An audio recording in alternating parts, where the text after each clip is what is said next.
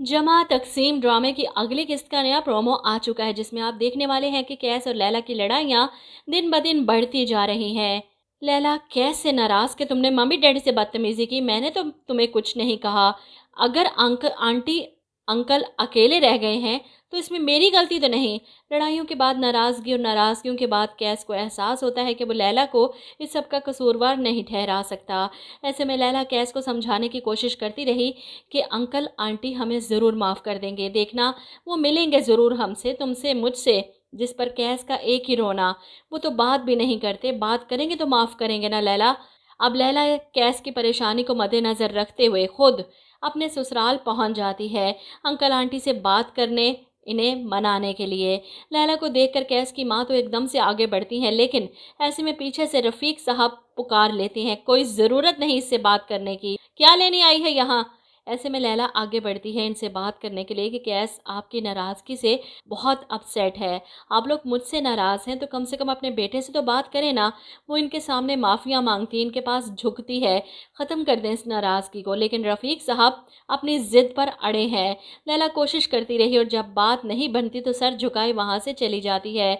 ऐसे में कैस की माँ बात करने की कोशिश करती हैं कि वो खुद चल कर आई थी, कम से कम इसकी बात तो सुन लेते आप। जिस पर रफ़ीक साहब गुस्से से जवाब देते हैं कि मैंने इन्हें घर से नहीं दिल से भी निकाल दिया है, कोई ताल्लुक़ नहीं मेरा इन सब से। माँ परेशान हो जाती है, अपने बच्चों को देखने के लिए तरस रही हैं और वहीं दोनों बड़े बेटों की ज़िंदगियों में मुश्किलात आना शुरू हो चुकी हैं।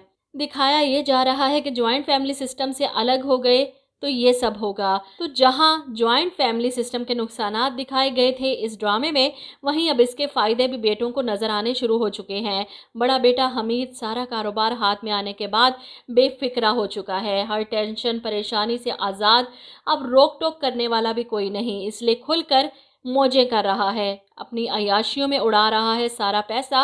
और यहाँ पर निग्गत परेशान हो जाती है, रात देर तक हमीद घर वापस नहीं आता, तो वहाँ तो अम्मी अब्बा का खौफ था इन्हें, यहाँ किसका होगा, बेलगाम हो चुके हैं। इसलिए जब हमीद लड़खड़ाता हुआ घर आता है, इसे देखकर सूंघकर निग्गत गुस्से से पागल हो जाती है। अब्बा जी नहीं तो इसलिए आपने अपनी हरकतें दोबारा शुरू कर दी। हमीद को अब कौन रोक सकता है। निग्गत अब सर पकड़कर बैठेगी, इसने क्या कर दिया। इसका शोहर दिन ब दिन हाथों से निकलता जा रहा है, आखिर को एक दिन सब कुछ लुटाकर खाली हाथ बैठ जाएगा। वहीं दूसरी तरफ मजीद के साथ ये सब नहीं होना चाहिए था, वो कौन सा लड़ झगड़ कर निकला था घर से, या फिर अपने बाप से जायदाद की डिमांड की थी इसने। वो तो चुप करके बेचारा चला गया, अपनी इज्जत बचाकर। इसके साथ तो बहुत ही बुरा दिखाया गया। जो ही इसके दिन बदलने शुरू हुए, हालात कुछ बेहतर हुए, तो घर पर डकैती हो जाती है।